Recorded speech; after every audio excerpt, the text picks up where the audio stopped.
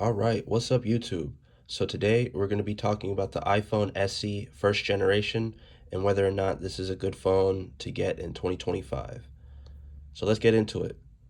The iPhone SE first generation was released March 31st, 2016. It's currently running iOS 15. It has a 4-inch display, it has a 12 megapixel camera, there's 2 gigabytes of RAM with the Apple A9 chip, and it has a 1624 milliamp battery. So, the phone is quite outdated. It'll be about 9 years old in March of this year.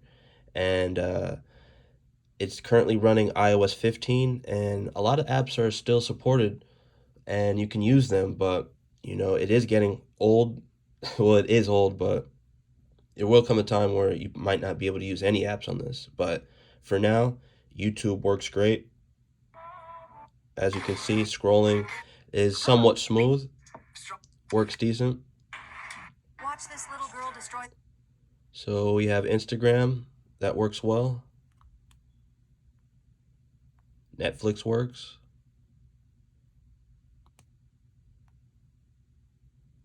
Roblox, if you guys play those games.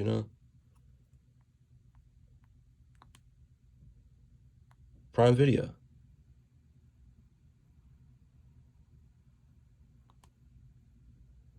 Call of Duty Mobile.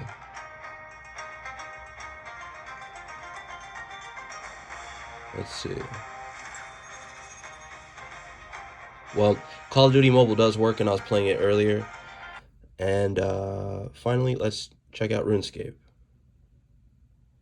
So, with some games that have high graphics, they will crash sometimes, but with 2 gigabytes of RAM, this phone is still working somewhat well. It's pretty similar to the iPhone 6s in terms of hardware, but this device is a lot smaller, and it was released about 2 years later. So you can see RuneScape works. With that being said, the iPhone SE first generation isn't something I would recommend people to go out and buy due to its small battery life and lack of software and outdated hardware. But as far as a collector's item, it is really cool. It's a very tiny phone, super small. It can fit in the palm of your hand. It's very thin. And we have a headphone jack at the bottom, which is really cool. So let's look at one of the weak sides of the iPhone SE first generation. So it's currently running iOS 15.8.3, which is quite outdated. It's still usable, but some apps require a later software version. Our battery health. The battery in this phone is very small, but even with a brand new battery or one in the 90s, it will still need to be frequently charged. So surprisingly, this one has 92% maximum capacity, which is pretty cool. And with that being said, this phone is great as a backup device or something you want to give to your kid who wants to learn how to use smartphones. You can do a lot on this, surprisingly. You can watch videos, stream videos, use social media, play games. Calling and texting is probably the main thing you'd want to use this for, especially if you need a quick backup device for cheap. Also, let's talk about the camera. So, the camera, uh, surprisingly, for a device that's almost 9 years old, it can capture image quality at 4K at 30 FPS. 30 FPS isn't that good, and I'd recommend 1080p at HD at 60 FPS, which would give you the most smoothest, video. Unfortunately, my rear camera does not work on this device. My front-facing camera does work, but let's see.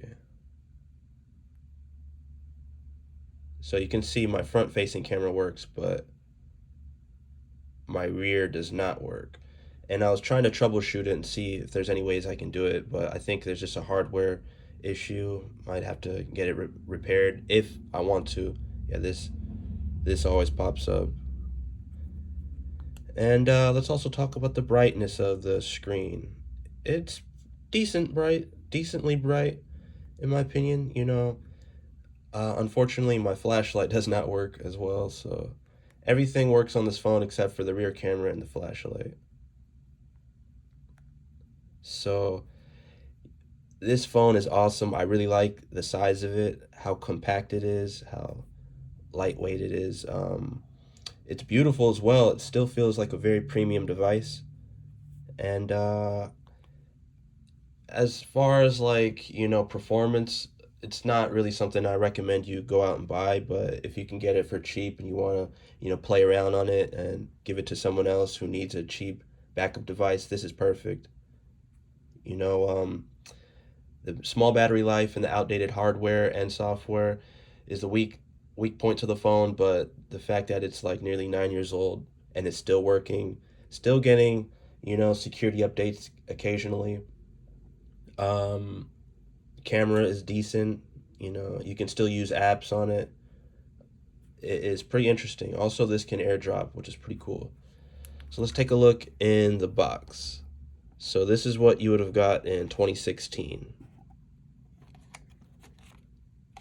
So they didn't come with the cable, but I have plenty of those.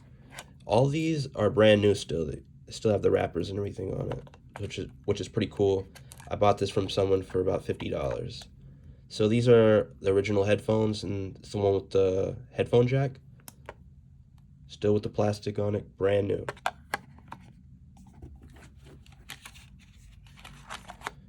So man, this device still feels very premium. I love it, and unfortunately my camera doesn't work, but it's okay.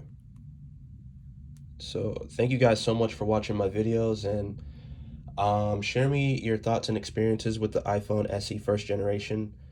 Uh, have you used it in the past? Are you still using it? What do you like and dislike about it? And do you think it's worth using in 2025? So thank you guys again, and stay tuned for my next video.